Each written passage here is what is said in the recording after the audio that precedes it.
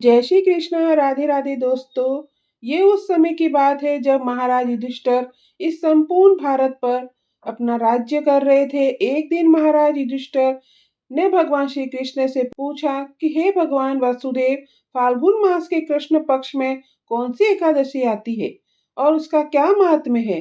तब भगवान श्री कृष्ण ने कहा कि राजन, फाल्गुन मास के कृष्ण पक्ष में आने वाली एकादशी का नाम विजया है एकादशी। और इसके विषय में एक समय नारद मुनि ने भी स्वयं ब्रह्मा जी से इसके बारे में जानने की जिज्ञासा प्रकट की थी। इसके उत्तर में ब्रह्मा जी ने उन्हें इस विजया एकादशी की कथा नारद जी से कही थी। वह कथा इस प्रकार है। विजया एकादशी कथा के अनुसार त्रेता युग में मर्यादा पुरुषोत्तम रामचंद्र जी को जब 14 वर्ष का वनवास हो गया, तब वे श्री लक्ष्मण और माता सीता के सहित पंचवटी में निवास करने लगी। वहां पर दुष्ट रावण ने जब सीता जी का हरण किया, तब इस समाचार से श्री रामचंद्र जी और लक्ष्मण अत्यंत व्याकुल और सीता माता जी की खोज में चल दिए। घूमते घूमते जब वे मरणासन जटायु के पास पहुंचे, तो जटायु ने उन्हें सीता जी का वृतांत सुनाकर स्वयं स्वर्गलोक पहुंच गए। कुछ आगे चलकर उनकी सुग्रीव से मित्रता हुई और बाली का वध किया। हनुमान जी ने लंका में जाकर सीता जी का पता लगाया और उसने श्री रामचंद्र जी को सुग्रीव की मित्रता का वर्णन किया। वहां से लौटकर हनुमान जी ने भगवान राम से पास आकर सब समाचार कहे। श्री रामचंद्र जी ने वानर सेना सहित सुग्रीव की संपत्ति से लंका को प्रस्थान किया।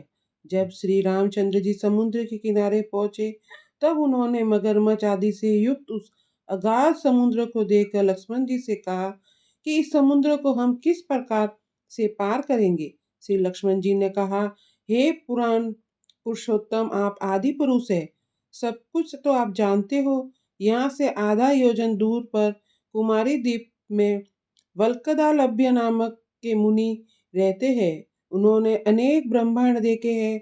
आप उनके पास जाकर इसका उपाय पूछिए।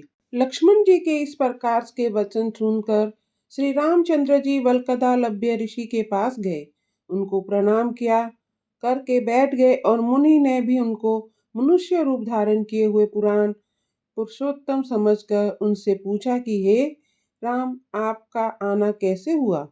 रामचंद्र जी कहने लगे कि हे ऋषि, मैं अपनी सेना सहित यहाँ आया हूँ और राक्षसों को जीतने के लिए लंका जा रहा हूँ। आप कृपया करके समुद्र को पार करने का कोई उपाय बताइए। मैं इसी कारण से आपके पास आया हूँ। वल्कदालभ्य ऋषि बोले, हे राम, फाल्गुन मास के कृष्ण पक्ष की एकादशी का उत्तम व्रत करने से निश्चय ही आपकी विजय होगी। साथ ही आप समुद्र भी अवश्य पार कर लेंगे। हे राम, यदि तुम इस व्रत को सेनापतियों सहित करोगे, तो तुम्हारी विजय अवश्य होगी। अतः हे राजन, जो कोई मनुष्य विधि पूर्वक इस व्रत को करेगा, दोनों लोकों में उसकी अवश्य विजय होगी।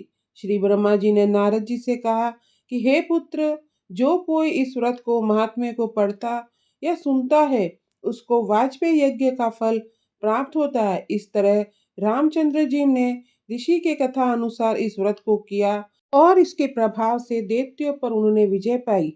इसी प्रकार से जो भी इस व्रत को करता है, उसकी समस्त मनोकामनाएं पूर्ण होती है, उसका हर कार्य में विजय प्राप्त होती है। इसी के साथ जय श्री कृष्णा, राधे राधे दोस्तों।